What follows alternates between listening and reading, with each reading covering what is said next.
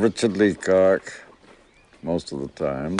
The new news reporting potential of the mobile camera, the sync sound, was electrifying.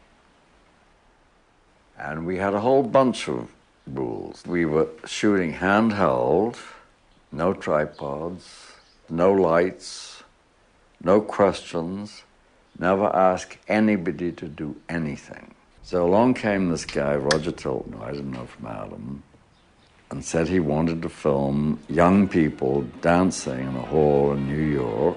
Everyone had told him the only way to do this is with the big cameras, the big sound machines, and clapsticks and the whole thing. And he said no. I'll never forget that night. I fell in love 20 times. It was wild.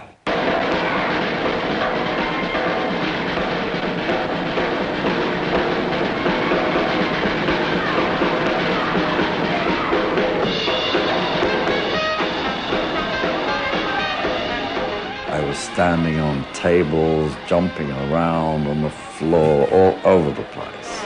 Just shooting, shooting, shooting.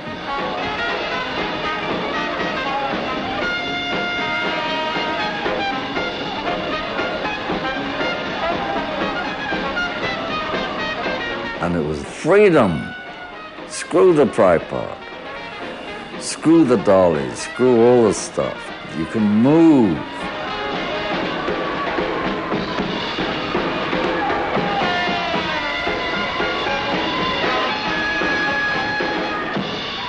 And once you start shooting with sync sound, it's very different. In a sense, much more complicated. You don't have this freedom of doing what you did yesterday, mixing with this, with that, the other thing. Okay, this is Bob Drew, Clapsticks.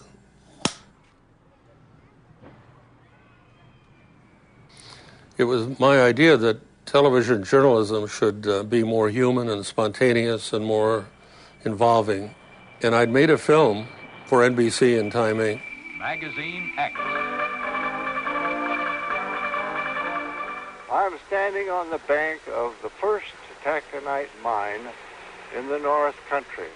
After I'd made it, I didn't like it. There was something wrong with it.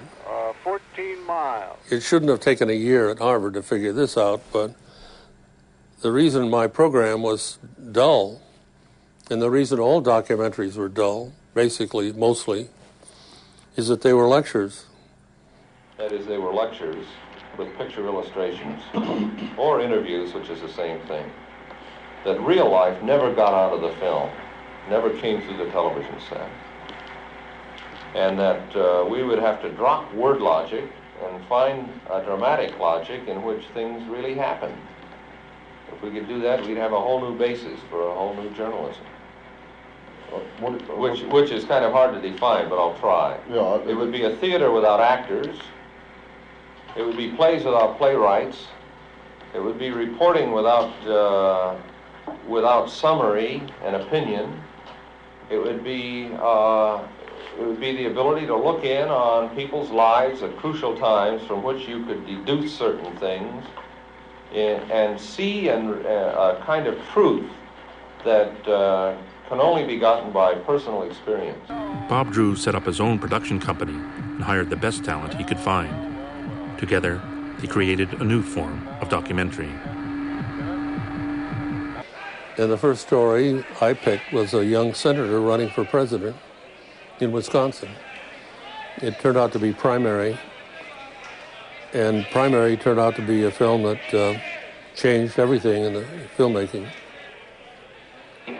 What are your plans after tonight? Well, continue on. The next primary, of course, is Indiana in the first part of May, and then I hit West Virginia, Maryland, and Oregon, and Nebraska, all in the short space of 2.5 weeks. Very typical of those things. It makes good. Nice smile, yeah. Well, you wait a little while, I may smile even more. We're going right in West Virginia. Oh, sure.